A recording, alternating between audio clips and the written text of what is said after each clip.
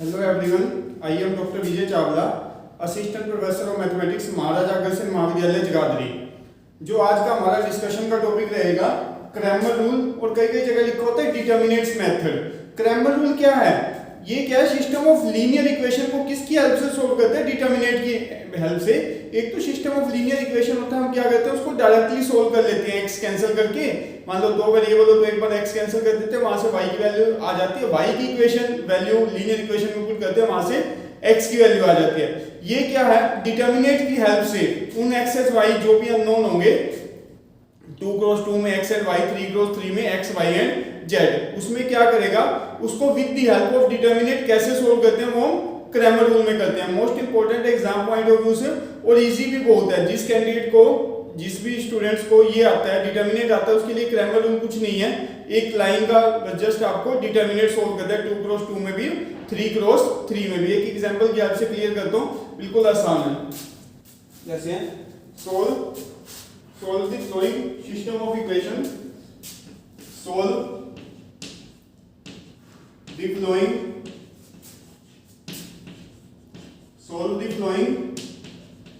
system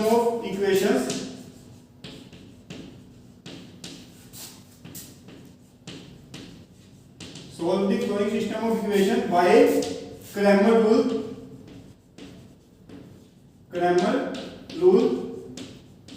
और determinants. कई बार exam में दिखा है और डिटर्मिनेंट्स भी लिखा होता है। डिटर्मिनेंट्स मींस आपने क्रैमर रूल की हेल्प से सोल्व कर दें, या डिटर्मिनेंट मेथड भी लिख देते हैं कई बार। सॉल्यूशन, पहले इक्वेशन क्रैमर रूल की हेल्प से जो लिखनी है वो देखें। 3x 4y 3x -4y is equal to 1 minus के 2x plus 5y is equal to -3। अब इसका solution, the given equations are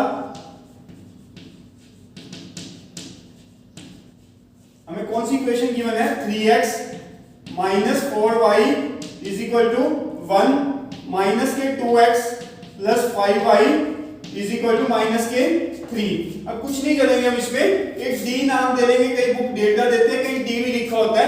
आपने क्या लिखना है? जस्ट 3 -4, ये जो आपके कोफिशिएंट्स हैं x एंड y के, 3 -4 -2 5, इसमें जस्ट आपके x और y को सोल्व करना है। ये डायरेक्ट मेथड तो क्या होता है? x आपका होगा d1 बाय d, y होगा आपका d2 बाय d। ये d1 और d2 क्या होंगे? d1 d2 and d3, sorry d, ये आपके तीन डिटर्मिनेंट्स बनेंगे। फर्स्ट जो जिसको हमने नाम दिया डिटर्मिनेंट d, वो मैंने क्या लिखा? x का कोएफिशिएंट, y का कोएफिशिएंट, x का कोएफिशिएंट, y कोएफिशिएंट। नेक्स्ट हमारा आएगा d1। d1 में क्या करेंगे? जस्ट योर फर्स्ट, ये है आपका, लिख भी देते हैं, रिप्लेस, लिखना हो तो लिखे, नहीं तो आपको क्लियर कर देता हूं। जो इसका फर्स्ट कॉलम है वो राइट हैंड साइड से रिप्लेस करेंगे। जो इसका फर्स्ट कॉलम है वो राइट हैंड साइड से रिप्लेस करेंगे। -4 एंड 5 लिख भी सकते हो, replace the first column by the right hand side elements. जो हम इसका फर्स्ट कॉलम है किससे रिप्लेस कर रहे हैं? राइट हैंड साइड्स के एलिमेंट्स के। ये d2 में क्या होगा? हम ओरिजिनल का रिप्लेस करना है, ध्यान रखना, बच्चे गलती कर देते हैं, इसका रिप्लेस कर देंगे। फर्स्ट में आपने उसका फर्स्ट कॉलम रिप्लेस करा राइट हैंड साइड से, सेकंड में आपने डी का कौन सा रिप्लेस करना है? सेकंड 1 -3। Okay okay, clear? इसमें देखिए कुछ नहीं है। सबसे पहला आपका डिटर्मिनेंट बना, that is x coefficient, y coefficient, x coefficient, y coefficient लिखा हुआ है। उसके बाद जो हमने d1 बनाना है, हमने जो फर्स्ट कॉलम है वो किससे रिप्लेस करना है? ये जो इसका फर्स्ट कॉलम था किससे रिप्लेस करना है? राइट हैंड साइड से। फर्स्ट कॉलम 3 -2 की जगह मैंने क्या लिख दिया? 1 एंड -3, ये आपका d1 हो गया। फिर सेकंड में मेरे को क्या करना है? ओरिजिनल d का सेकंड कॉलम रिप्लेस करना है। 3 -2 सेम आएगा, सेकंड की जगह 1 -3 आ जाएगा। अब हमें 2 क्रॉस 2 का डिटरमिनेंट मुझे अच्छे से सोल्व करना आता है। कैसे करते हैं? 15 जब इसको करेंगे -4 इंटू माइनस 2 माइनस के 8 sorry minus minus plus plus के 8 जब लिखेंगे तो क्या आ जाएगा, यही आएगा। ये जब 5 इंटू 3 15 जब इधर मल्टीप्लाई करेंगे प्लस का 8 आ रहा है, साइन चेंज करके क्या आएगा माइनस का 8। जब इधर मल्टीप्लाई करेंगे 5, इसको मल्टीप्लाई करेंगे तो क्या आ रहा है 3 माइनस 3 इंटू माइनस 4 प्लस के 12 जब चेंज करेंगे तो क्या आएगा माइनस के 12 which is equal to minus के 7। उसके बाद बात करें थर्ड की, अब इसको मल्टीप्लाई करेंगे तो देखें क्या आ रहा है माइनस के 9 जब इधर मल्टीप्लाई करेंगे तो क्या आ रहा है माइनस के 2 और जब इधर मल्टीप्लाई करते हैं हम क्या करते हैं साइन चेंज करके लिखते हैं। तो ये आप ये देखिए माइनस 9 जब इधर मल्टीप्लाई करें माइनस 2 साइन चेंज होके आ गया प्लस 2। तो अब देखेंगे डी हमारा आ गया 7, d1 आ गया माइनस 7 और d2 आ गया आपका माइनस 7। अब हमने क्या किया अभी बताया ऊपर x क्या होता है d1 बाय d, d1 आपका क्या है माइनस 7 डिवाइड बाय d, तो ये cancel which is equal to minus 1। y क्या है d2 बाय d, d2 आपका क्या है माइनस 7 डिवाइड बाय d, तो ये भी क्या आ गया माइनस के 1। अब एक बताएं मतलब ये चेक करें कि गलत है या सही है। बड़े इजी मेथड है, बड़े 6th क्लास में या 7th में भी कर लेते हैं। वो अलग बात है कि वहां वैल्यू x और y की डायरेक्ट निकालते हैं, इसमें with the help of determinants निकालते हैं। हम क्या करते थे x की वैल्यू और y की वैल्यू ओरिजिनल इक्वेशन में चेक करके देखते थे। अगर जो ओरिजिनल इक्वेशन को सेटिस्फाई करते हैं तो हम क्या करते थे हमारे वैल्यू जो आई है वो सही है। वो चेक हम कैसे करते थे, किसी भी इक्वेशन में रख दें, पहली इक्वेशन है 3x minus 4y is equal to 1, यही है first equation 3x minus 4y is equal to 1। अब x की वैल्यू रखिए क्या आई है 3 इंटू माइनस 1, y की वैल्यू क्या आई है माइनस 4 इंटू माइनस 1। तो अब देखेंगे माइनस 3 प्लस 4 क्या आ रहा है 1 इज इक्वल टू 1 आ रहा है। इट मींस क्या है जो क्रैमर रूल से हमारी वैल्यू आई वो क्या है ठीक है मिस, जो भी वैल्यू आई वो हमारी इक्वेशन को सेटिस्फाई कर रही है। इजी है बिल्कुल क्रैमर रूल में। सबसे पहले आपको एक डिटरमिनेंट बनाना है, फिर आपको उसका फर्स्ट कॉलम रिप्लेस कर देना है राइट हैंड साइड से, d2 में आपको सेकंड कॉलम रिप्लेस कर देना है। ध्यान रखना ओरिजिनल का रिप्लेस करना है, जो आपका फर्स्ट d बनेगा एक बार उसका फर्स्ट कॉलम रिप्लेस करना है, एक बार उसका सेकंड कॉलम रिप्लेस करना है। फिर हमें डिटरमिनेंट सोल्व करना आता है। x की वैल्यू क्या होगी d1 बाय d, y की वैल्यू d2 बाय d। हमने चेक की भी करके देख ली कि क्या कर रहा है हमारी जो x और y की वैल्यू आई है हमारी इक्वेशन को सेटिस्फाई कर रही है। अब ऐसे 3 क्रॉस 3 की बात करेंगे तो क्या आएगा x y एंड z, वो d1 by d, d2 bye d, एक क्या आ जाएगा d3 बाय d। अब एक 3 क्रॉस 3 का कर लेते हैं, इजी है बिल्कुल ऐसे ही होगा सेम।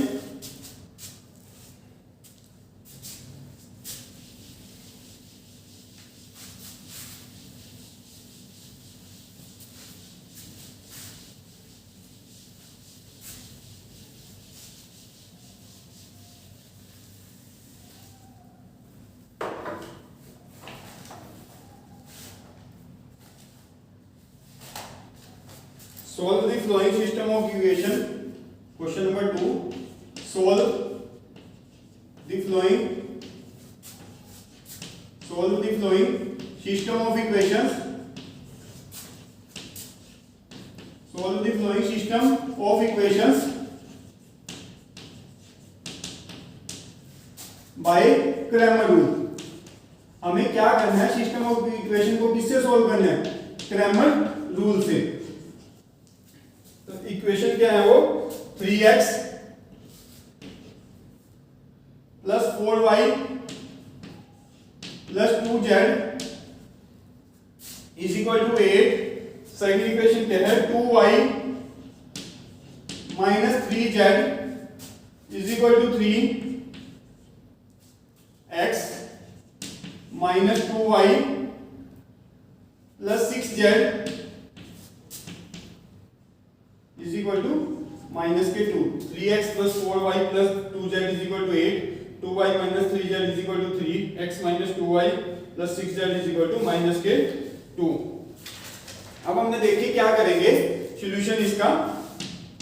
डायरेक्ट आप d लिखिए, जरूरी नहीं गिवन सिस्टम ऑफ इक्वेशन बार बार लिखे, ऑलरेडी ऊपर आ गया है। Here given system of equation लिख भी सकते हो या here the given equations are लिख भी सकते हैं। हम डायरेक्ट बार बार लिखने के बजाय हियर डी की बात करें, डायरेक्ट हियर डी, क्योंकि हम क्या यूज करेंगे अब इसमें, x हमारा क्या होगा, that is d1 by d, y क्या होगा d2 बाय d, और z क्या आएगा d3 बाय d, यही आएंगे। अब देखें d क्या आएगा 3 4 2। अब देखिए जो बच्चे सबसे बड़ी गलती करते हैं यहीं से 2 शुरू कर देंगे। आपने ये ध्यान रखना है, मैंने क्या लिखा है, पहले x का कोएफिशिएंट 3, फिर y का कोएफिशिएंट 4, फिर z का कोएफिशिएंट 2। अब आपने देखना है इसमें x नहीं है, सेकंड इक्वेशन में आप देखेंगे x नहीं है, तो नेचुरली x की जगह क्या आएगा 0। जो स्टूडेंट गलती करते हैं वो यहाँ 2 लिख देते हैं, यहाँ 3 लिख देते हैं, यहाँ 0 लिखेंगे। आपने वो देखना है जो सा वेरिएबल मिसिंग है उसका कोएफिशिएंट 0 लिखना है। x मिसिंग है तो x का कोएफिशिएंट क्या आएगा 0, y 2, फिर नेक्स्ट -3, इसे नेक्स्ट लिखेंगे 1, -2 एंड 6। यही लिखा था हमने 2 क्रॉस 2 में भी, x का कोएफिशिएंट, y का कोएफिशिएंट, x का कोएफिशिएंट, y कोएफिशिएंट। अब आप बात करेंगे d1 की, तो d1 क्या आ जाएगा, फर्स्ट कॉलम किससे रिप्लेस होना है, राइट हैंड साइड से 8 3 -2 4 2 -2 2 -3 एंड 6, ये हमारा d1 हो गया। उसके बाद बात किसकी करेंगे d2 की। d2 क्या आएगा, अब इसका मेरे को सेकंड कॉलम रिप्लेस करना है, पहले 3 0 1, सेकंड कॉलम रिप्लेस करेंगे तो 8 3 -2, लास्ट तो सेम ही रहेगा 2 -3 6। अब लास्ट रहेगा हमारा थर्ड कॉलम, थर्ड वाला डिटरमिनेंट क्या बनेगा, ये साफ करके भी लिखेंगे दोबारा जब जरूरत पड़ेगी। थर्ड हमारा क्या आएगा d3 की बात करें तो वो क्या आएगा। अब हमें क्या करना है, इसका d का थर्ड कॉलम रिप्लेस करना है, फर्स्ट एंड सेकंड सेम 3 0 1, फिर 4 2 -2, थर्ड रिप्लेस करना है 8 3 एंड -2। ये आप हमारे पास आ गए। अब हमें इस तरह से करने क्या है, पहले d की वैल्यू निकालनी है, फिर d1 की वैल्यू निकालनी है, फिर हमें d2 की वैल्यू निकालनी है। अब d की वैल्यू की बात करेंगे तो कैसे निकलेगी, हमें 3 क्रॉस 3 का डिटरमिनेंट एक्सपेंड करना आता है। पहले किससे करते हैं, मैं फर्स्ट रो से ही करता हूं, ये मत कंफ्यूज होना, ये ऊपर वाला यहां सोल्व करेंगे, ये इस वाले डिटरमिनेंट को सोल्व कर लेंगे। देखें मेरे को पहले किसको d को करना है, तो ये देखेंगे ये कैंसिल ये और ये कैंसिल, यहां से क्या आएगा 12, यहां से क्या आएगा माइनस माइनस प्लस, फिर साइन चेंज होके माइनस, नेक्स्ट क्या आएगा -4। अब देखेंगे तो ये कैंसिल 0, ये क्या आएगा माइनस के 3 बन रहा है, साइन चेंज होके क्या आएगा +3। नेक्स्ट करेंगे हम 2 प्लस के, अब आप देखेंगे तो साइन चेंज होके क्या आ रहा है, ये देखें 2 कैंसिल, ये 0 एंड माइनस के 2। अब देखेंगे तो क्या आ जाएगा, यहां से ये आएगा 6 इंटू 3 18, माइनस के 12, और यहां क्या आएगा माइनस के 4। देखेंगे ना यहां क्या आ रहा है 6 बच रहा है, 6 इंटू 3 18, 4 इंटू 3 12, 2 इंटू 2 माइनस के 4, तो क्या आ जाएगा विच इज इक्वल टू 2। अब बात कर लेते हैं d1 की। d1 बात करेंगे तो क्या आएगा 8, ऐसे एक्सपेंड करना है 8, तो क्या आएगा 12, यहां क्या आएगा प्लस के 6 आ रहा है, साइन चेंज होके क्या आएगा -6। नेक्स्ट एंट्री हम साइन चेंज करके लिखते हैं 4। अब आप देखेंगे नेक्स्ट एंट्री, ये कैंसिल 18, ये हुआ है ना, ये और ये कैंसिल 18 माइनस माइनस प्लस, फिर माइनस, नेक्स्ट क्या आ जाएगा प्लस के 2, तो ये कैंसिल। अब क्या आएगा माइनस के 6, ये क्या ना, ये माइनस के 6, ये क्या आ रहा है माइनस के 4, साइन चेंज हो गया प्लस के 4, तो अब देखेंगे क्या आ जाएगा 12 6, क्या आ जाएगा 6 इंटू 8 48, ये क्या आएगा 48, 48, ये क्या आ जाएगा माइनस के, ये क्या आ रहा है माइनस के 2 into 2 which is equal to -4 आएगा। देखिए 6 बचेगा 48, यहाँ क्या है 12 इंटू 4 48, यहाँ क्या बचेगा माइनस के 2 इंटू प्लस के 2 which is equal to minus के 4। अब नेक्स्ट बात करेंगे डिटर्मिनेंट की, ये कैंसिल, ये 18, यहाँ करेंगे माइनस माइनस प्लस फिर -6, इससे नेक्स्ट बात करेंगे माइनस के 8, -8 करोगे 0, तो ये क्या आएगा प्लस के 3, 0 प्लस 3, 0 प्लस 3, फिर ये यहाँ आएगा 2 बात करेंगे तो यहाँ क्या आएगा माइनस के 0 माइनस लिखे प्लस लिखे या माइनस के 3, 0 माइनस के 3। अब देखेंगे तो यहाँ क्या आ जाएगा 18 माइनस 6 12 इंटू 3 36, ये माइनस के 24।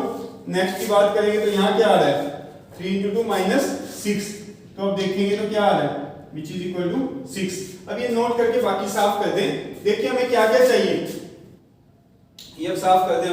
हमें तो चाहिए डी, हमारे पास क्या आ गया बस वही नोट करें। डी हमारे पास आ गया 2, D1 क्या आ गया, डी हमारे पास 2 आ गया, D1 हमारे पास -4, D2 इज इक्वल टू 6। बाकी अब साफ कर दे, फिर D3 की वैल्यू निकाल लें। D आया 2, D1 आया -4, D2 आया 6। अब हमारे पास किसकी वैल्यू निकालनी रहेगी D3 की, वो निकालें। ऊपर लिखा हुआ है D3, हमने D3 क्या आएगा, D3 की बात करेंगे तो 3, ये कैंसिल, माइनस के 4। अब यहां से देखेंगे -4, ये -6 आ रहा है, साइन चेंज हो गए +6। अब नेक्स्ट क्या आएगा माइनस के 4, ये कैंसिल 0, ये क्या आ रहा है 0 माइनस के 3 प्लस के 8। अब आप देखेंगे तो ये कैंसिल 0 माइनस के 2, यही आएगा 0 माइनस के 2। अब देखेंगे तो क्या आ रहा है प्लस के 2 इंटू 3 6। अब यहां देखेंगे प्लस के 12 और ये क्या आ रहा है माइनस के 16। अब हम देखेंगे तो क्या आ गया 2, यही आएगा। यहां क्या आएगा 2 इंटू 3 6 प्लस के 12 माइनस के 16, 12 plus 6 18 minus 16 is equal to 2। अब हमारे पास D3 क्या आ गया विच इज इक्वल टू 2। अब हमारे पास तीनों चीजें आ चुकी हैं, चार जो हमें डिटरमिनेंट निकालने थे वो चारों आ चुके हैं। अब इसकी जरूरत नहीं है, इसको साफ कर लें। अब हमें डायरेक्ट क्या निकालना है x y एंड z की वैल्यू। फिर हम चेक भी करेंगे कि जो वैल्यू हमारे निकाली है वो ठीक है या गलत है। अब आप बात करेंगे x, मैंने बताया था पहले क्या होता है d1 by d, y क्या आएगा d2 by d, z क्या आएगा d3 by d। अब देखेंगे तो d1 क्या आया मेरे पास माइनस के 4 by 2 which is equal to minus के 2, d2 by d 6 by 2 which is equal to 3। Next बात करेंगे d3 की 2 by 2 which is equal to 1, यही आया। अब किसी इक्वेशन में चेक करना चाहें, चेक के लिए क्या करेंगे 3x plus 4y plus 2z किसके इक्वल आना चाहिए 8 के। x की वैल्यू रखें, अब क्या आएगी हमारे पास 3 इंटू माइनस के 2 प्लस 4 इंटू 3 प्लस 2 इंटू 1। ये देखेंगे -6 प्लस 12 प्लस के 2, तो ये क्या आ रहा है 12 प्लस 2 14 -6 8 इज इक्वल टू 8। इंट मींस जो हमारी x की वैल्यू आई है, y की वैल्यू आई है, वो z की वैल्यू आई है, वो हमारी इक्वेशन को सेटिस्फाई करेगी। इट मींस ये आप एग्जाम में भी चेक कर सकते हैं, गलत की इसमें कोई चांसेस ही नहीं है। x y z की जो भी वैल्यू है किसी भी इक्वेशन में पुट करके देखिए, अगर जो आपकी वैल्यू उस इक्वेशन को सेटिस्फाई कर रही है, इट मींस आपकी एक्यूरेट वैल्यू है x y एंड z की। कर सकते हैं 2 क्रॉस 2 में हमारे पास x d1 by d और y d2 by d, दो डिटरमिनेंट थे नेचुरली। अब 3 क्रॉस 3 में तो क्या आता है, एक बार फर्स्ट कॉलम रिप्लेस हुआ, सेकंड कॉलम रिप्लेस हुआ, थर्ड कॉलम रिप्लेस हुआ, एक ओरिजिनल d, तो आपका x आ गया d1 by d, y d2 by d और z d3 by d।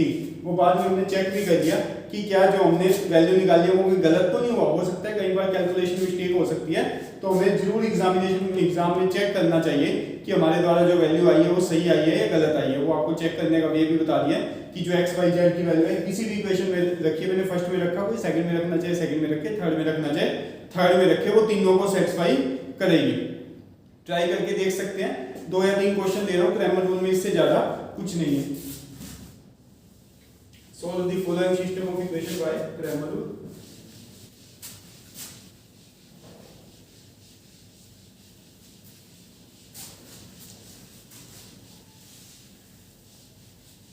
Important, most important exam point of view से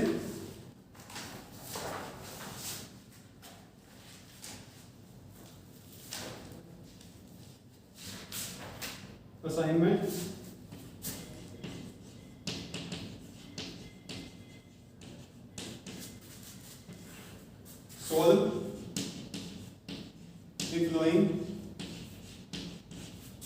solve the following system of equations, solve the following system of equations by Cramer rule। और determinants लिखा होता है, बार बार बता रहा हूं, कई बार स्टूडेंट कंफ्यूज हो जाते हैं। और डिटर्मिनेंट्स लिखा होता है। Solve the following system of equation by Cramer rule.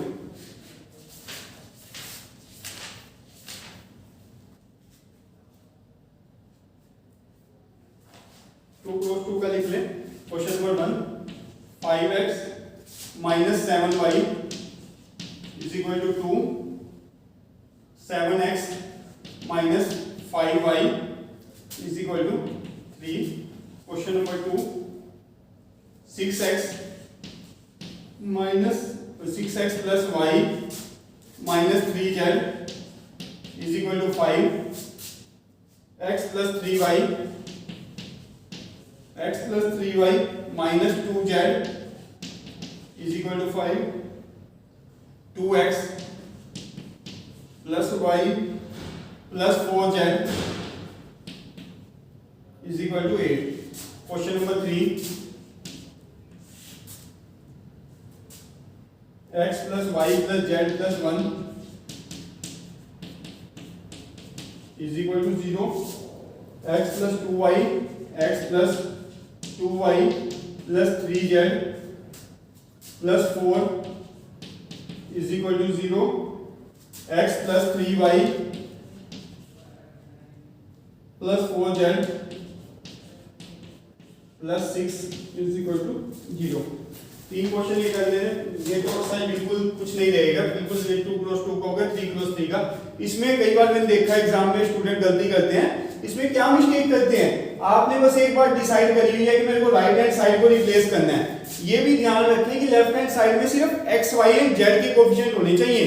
अगर जो x y z के अलावा कोई कोएफिशिएंट है तो आप उसको क्या करोगे, दूसरी साइड या यहां से उसकी साइड चेंज करोगे। मींस इस साइड में आपका देखो, जब हम d1 लिखते हैं, d लिखते हैं सॉरी, तो उसमें हम लिखते हैं x y एंड z का कोएफिशिएंट, x y z का कोएफिशिएंट, x y z का कोएफिशिएंट। अब देखेंगे तो ये यहाँ का क्या पड़ा है, +1 एक्स्ट्रा पड़ा है, तो इसको इसकी साइड चेंज करेंगे, उस साइड जाके क्या हो जाएगा -1, ये क्या हो जाएगा -4, ये क्या हो जाएगा -6।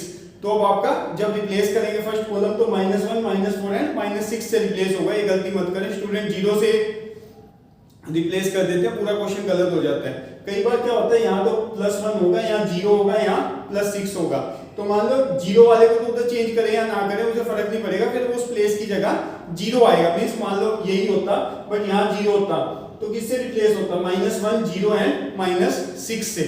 ये थोड़ा बताने वाला कंसेप्ट था, जो गलती स्टूडेंट के चांसेस होते हैं कि मिस्टेक कर दें। आपको सिर्फ इधर x y z रखना है, बाकी को आपको राइट हैंड साइड में शिफ्ट कर देना है ताकि कोई मिस्टेक ना रहे। कर सकते हैं, एक बार ट्राई करके देखें। नेक्स्ट लेक्चर जब भी आएगा मैट्रिक्स मेथड का आएगा, जिसको इनवर्स, जिसने लेक्चर पढ़ा हुआ है या स्टडी करा हुआ है इनवर्स वाला, उसके लिए मैट्रिक्स मेथड कुछ भी नहीं है। वो क्या है, उसमें भी कई बार लिखा होता है solve the flowing system of equation bye matrix method और द इनवर्स मेथड, उसमें जस्ट इनवर्स निकालना है, हमने निकाला हुआ है। एक आपका पॉइंट मैंने अभी बीच में स्किप करा है, जो इनवर्स निकालना by the row operation and column operation, इसलिए स्किप करा है क्योंकि एक ऑपरेशन वाला डिटर्मिनेंट में रह गया, एक मैट्रिक्स वाला रह गया। फर्दर जब ये पूरा मैट्रिक्स मेथड वाला कंसेप्ट करने के बाद ये दोनों साइड वाला करा जाएगा। Thank you, thanks a lot.